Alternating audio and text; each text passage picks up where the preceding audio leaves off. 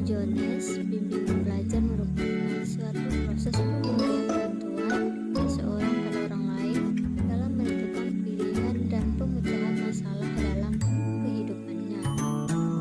Yang kedua yaitu latar belakang bimbingan belajar, yaitu suatu kegiatan yang dilaksanakan sudah pasti memiliki latar belakang.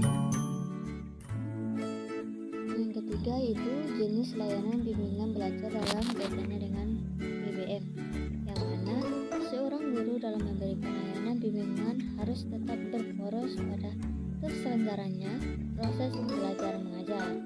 Oleh karena itu diperlukannya jenis layanan yang berkaitan dengan proses belajar mengajar, sehingga dalam konteks proses BBM akan dapat dijalankan oleh para guru. Keempat yaitu prosedur dan strategi layanan bimbingan belajar. Ada prosedur umum layanan bimbingan belajar yang terdiri dari identifikasi kasus, yang kedua identifikasi masalah, diagnosis, yang keempat itu mengadakan prognosis, yang kelima melakukan tindakan remedial atau membuat referral, yang keenam yaitu evaluasi dan follow up. Yang ketujuh itu sistem dan teknik layanan bimbingan. B yaitu teknik layanan bimbingan belajar. Ada dua teknik. Yang pertama itu menghimpun data dan informasi mengenai individu yang bersangkutan. Yang kedua itu menciptakan hubungan baik dengan klien serta memberi informasi yang meyakinkan dan memberikan pilihan rencana untuk mengatasi masalahnya. Itulah penjelasan dari saya. Kalau ada kata salah mohon maaf. Saya terima kasih. Wassalamualaikum warahmatullahi wabarakatuh. Assalamualaikum warahmatullahi wabarakatuh. Perkenalkan, nama saya Azwaliza Risma, NIM 20140700075.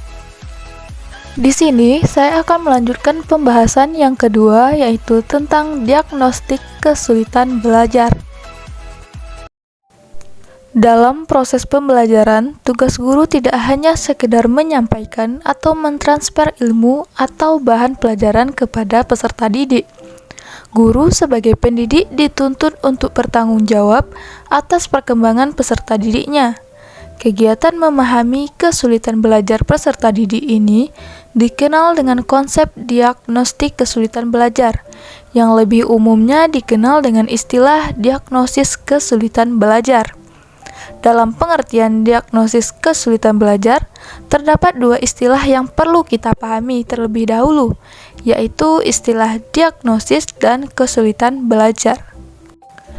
Dalam Kamus Besar Bahasa Indonesia atau KBBI, diagnostik adalah ilmu untuk menentukan jenis penyakit berdasarkan gejala yang ada. Sedangkan diagnosis adalah penentuan jenis penyakit dengan cara meneliti atau memeriksa gejala-gejalanya. Ada banyak ahli mengemukakan pendapatnya mengenai pengertian diagnosis. Antara lain menurut Hariman dalam bukunya Handbook of Psychological Terms. Diagnosis adalah suatu analisis terhadap kelainan atau salah penyesuaian dari pola gejala-gejalanya. Jadi, diagnosis merupakan proses pemeriksaan terhadap hal-hal yang dipandang tidak beres atau bermasalah.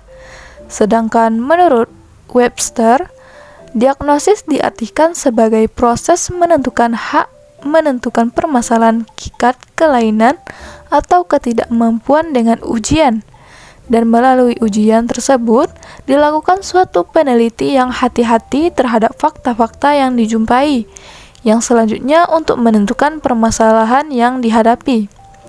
Maka dapat disimpulkan bahwa diagnosis adalah penentuan jenis masalah atau kelainan dengan meneliti latar belakang penyebabnya atau dengan menganalisis gejala-gejala yang tampak. Selanjutnya, pengertian kesulitan belajar. Secara harfiah, kesulitan belajar didefinisikan sebagai rendahnya kepandaian yang dimiliki seseorang dibandingkan dengan kemampuan yang harus dicapai orang itu pada umur tersebut. Kesulitan belajar secara informal dapat dikenali dari keterlambatan dalam perkembangan kemampuan seorang anak. Kesulitan atau hambatan belajar yang dialami oleh anak dapat berasal dari faktor fisiologik, psikologik, instrumen, dan lingkungan belajar.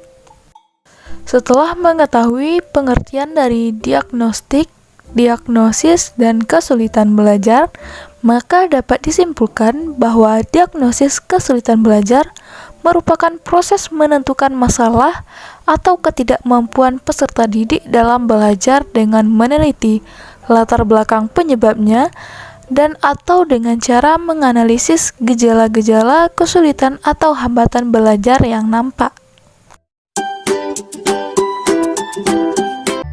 Assalamualaikum warahmatullahi wabarakatuh. Apa kabar semuanya?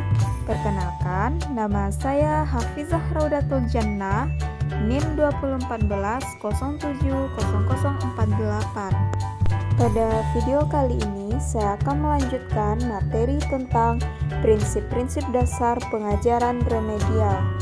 Nah, yang pertama ini akan saya jelaskan tentang hubungan pengajaran perbaikan dalam proses belajar mengajar. Nah, dalam kurikulum sekolah-sekolah dewasa ini, metode dan sistem penyampaiannya dipergunakan pendekatan dengan prosedur pengembangan sistem instruksional atau PPSI. Pendekatan ini dianggap merupakan salah satu sistem yang efektif dan efisien untuk mencapai tujuan yang optimal dengan melalui satuan pelajaran. Satuan pelajaran adalah kegiatan belajar mengajar suatu bahan atau satuan bahasan dalam rangka pencapaian tujuan yang lebih khusus atau TIK. Nah, tujuan dari instruksional khusus ini hendaknya dirumuskan dengan jelas, dapat diukur, serta dalam bentuk tingkah laku murid. Nah, selanjutnya kita masuk kepada pengertian pengajaran perbaikan tersebut. Nah, pengertian dari remedial teaching atau pengajaran perbaikan adalah suatu bentuk pengajaran yang bersifat menyembuhkan atau membetulkan, atau dengan kata lain, pengajaran yang membuat menjadi lebih baik dari sebelumnya. Dapat dikatakan pula bahwa pengajaran perbaikan itu berfungsi perapis untuk penyembuhan.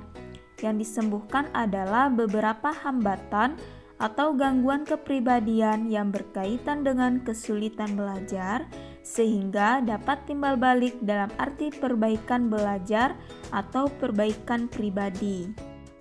Apa tujuan pengajaran perbaikan tersebut? Nah, secara khusus, pengajaran perbaikan bertujuan agar siswa yang mengalami kesulitan belajar dapat mencapai prestasi belajar yang diharapkan oleh pihak sekolah melalui proses perbaikan. Selanjutnya itu fungsi pengajaran perbaikan. Dalam keseluruhan proses belajar mengajar, pengajaran perbaikan mempunyai fungsi yang pertama korektif, yang kedua pemahaman, yang ketiga penyesuaian, yang keempat pengayaan, yang kelima ada akselerasi, dan yang keenam ada terapeutik. Baiklah, hanya sekian penjelasan materi dari saya. Saya ucapkan terima kasih. Wassalamualaikum warahmatullahi wabarakatuh.